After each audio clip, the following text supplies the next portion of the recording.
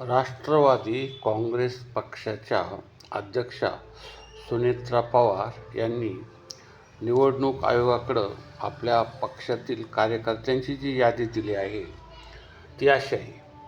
श्रीमती सुनेत्रा अजित पवार या राष्ट्रीय अध्यक्ष असून श्री शिवाजीराव गर्जे हे ट्रेझरर आहेत. त्यानंतर पार्थ अजित पवार हे जनरल सेक्रेटरी असून सुबोध मोहिते हे यांना एक जनरल सेक्रेटरी पद एका विभागाचं देण्यात आलेलं आहे. त्यानंतर जय अजित पवार हे राष्ट्रीय पक्षाचे सेक्रेटरी आहेत. त्यानंतर अविनाश आदिक हे राष्ट्रीय सेक्रेटरी असून त्यांना एक विभाग देण्यात आले आहे. त्यानंतर सना मलिकला श्रीमती यांना एक राष्ट्रीय सेक्रेटरी म्हणूनच देण्यात आले आहे. त्यानंतर धीरज शर्माला राष्ट्रीय प्रेसिडेंट युवक यांचं पद देण्यात आले. त्यानंतर संजय प्रजापती यांना नॅशनल सेक्रेटरी केलं आहे एका विभागाचं. त्यानंतर रणवीर सिंह यांना नॅशनल सेक्रेटरी केलेलं आहे. एक विभाग वेगळे असतात त्यामध्ये तसं. त्यानंतर रामनप्रीत सिंग यांना परत नॅशनल सेक्रेटरी एका विभागाचं केलेलं आहे. आणि धनंजय शर्मा यांना नॅशनल सेक्रेटरी एका विभागाचं केलेलं आहे. त्यानंतर अभिषेक व्ही बोके यांना नॅशनल सेक्रेटरी केले एका विभागाचं स्पोर्ट्सचं आणि कल्चर यामधले या ॲक्टिव्हिटीचं त्यांनी केलं आहे. आता यामध्ये एक असा मुद्दा आहे की यामध्ये असं काही लोक म्हणतात की आमचे छगन भुजबळ किंवा जे दुसरे तुमचे तटकरे आहेत किंवा इतर जे लोक आहेत तर यांचं काही नाव नाही आहे, पटेलचं नाव नाही, कुणाचं नाव नाही आहे.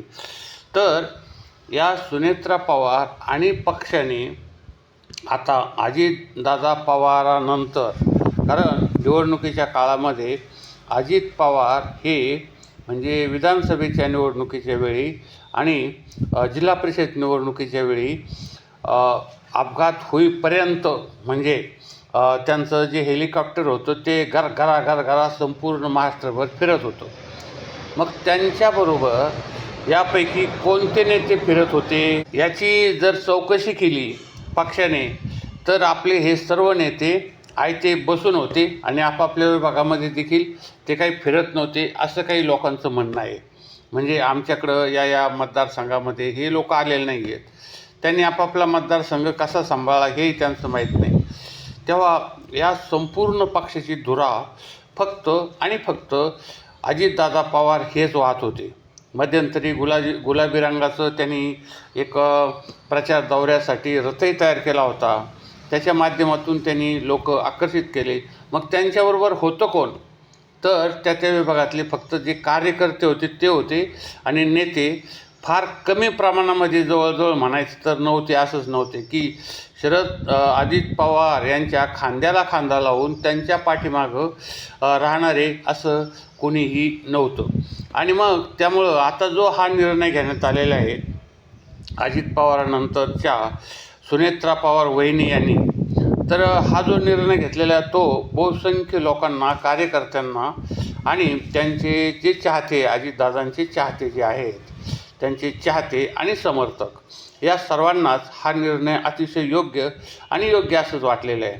कारण हे जे पटेल आहेत, तटकरे आहेत, यांचं साधारण असं त्यांनी सांगितलं की पटेलच्या संदर्भामध्ये काही लोकांनी असं सांगितलं की हे साधे ग्रामपंचायतीला निवडून येऊ शकत नव्हते आणि तटकरे हे फक्त रायगड वगळता दुसरीकडे त्यांना काही कोणी फार जास्त महत्त्वही देत नाही. त्यानंतर छगन भुजबळ आता थकलेले आहेत, त्यांनी काही प्रवास किंवा काही होत नाही. मध्यंतरीच्या काळामध्ये ते थोडं भाषणबाजी त्यांनी केली, त्यानंतर मग आता काहीच नाही आहे, फक्त त्यांना पदं पाहिजेत असे बहुसंख्य लोक बोलत असतात.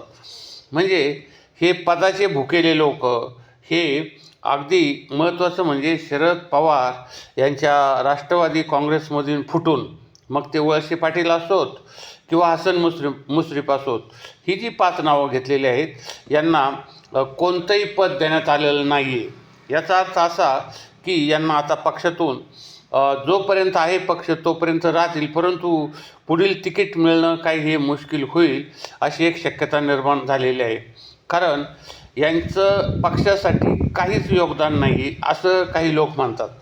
कारण आपापल्या विभागामध्ये देखील तसा म्हणजे रायगडला हे तटकरे आहेत किंवा तिकडं गोंदिया त्या भागामध्ये हे पटेल आहेत वगैरे, भुजबळ नाशिक भागामध्ये आहेत आणि कोल्हापूरला हे आपले मुश्रीफ आहेत वगैरे, असे जे लोक आहेत आणि वळसे पाटील हे पुण्याच्या आंबेगावमध्ये आहेत. तर असे हे जे लोक आहेत हे फक्त आपापल्या घरामध्ये बसूनच काम करतात की फिरून गावोगाव फिरून पक्ष वाढवतात किंवा लोकांचं प्रश्न ऐकून त्यांचं काम करतात असं काही वाटत म्हणजे लोकांना दिसत नाही. कारण यांना जर भेटायचं जरी असेल सर्वसामान्य लोकांना तर यांना त्यांची अपॉइंटमेंट घ्यावी लागते. त्यानंतर म्हणजे हे सर्वसामान्यपणे लोकांचे प्रश्न अडीअडचणी सोडवण्यासाठी कायम बेरात्री तत्पर आहेत असं काही नाही आहे. अजितदादांचा फार प्रश्न वेगळा होता. ते सकाळी 6 पासून लोकांना भेटत होते, अगदी 5 पासून त्यांचे दौरे सुरू व्हायचे. सकाळी ते अधिकारी घेऊन 5 वाजता 6 वाजता आणि सर्व दौऱ्यावर त्यांचं एक नियोजित दृष्टिकोनही होता. ते म्हटले मी 6च्या 7च्या आतमध्ये जर दौरे केले तर लोकांना या अधिकाऱ्यांना काय सूचना द्यायच्या, काय परिस्थिती ती मला निश्चितपणे पाहता येते. आणि 7 नंतर लोक उठलेले असतात, लोकांना मग वाहतुकीचा आमच्या त्रास कशाला, आमच्या गाड्यांचा त्रास कशाला. इतका निर्मळ मनाचा माणूस म्हणून अजितदादांची पूर्ण म्हणजे महाराष्ट्रामध्ये ख्याती होती आणि पक्ष हा फक्त त्यांच्या जीवावरच चालला होता. त्यांना सहकार्य करणारे कुणीही नव्हते. मग आता ह्या मध्यंतरीच्या काळामध्ये जे पक्षाला ज्या उलट सुलट ज्या बाबी आल्या, आता जो विजय झाला जिल्हा परिषदेमध्ये किंवा इतर आपल्या म्हणजे एकंदरीत आमदारकीमध्ये म्हणजे विधानसभेमध्ये, त्याचंही कारण पक्षाला ज्या जागा मिळाल्या त्याचंही कारण एकच एक म्हणजे अजितदादा पवार हेच एकमेव आहेत.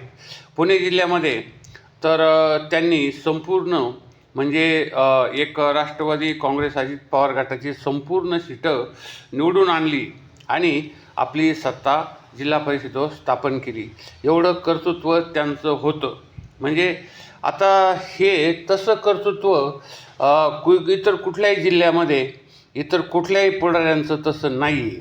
आणि मग ही पायाला भिंगरी लावल्यागत हे अजित पवार हिंडत होते. सकाळी 5 पासून त्यांचा प्रचार दौरा सुरू व्हायचा.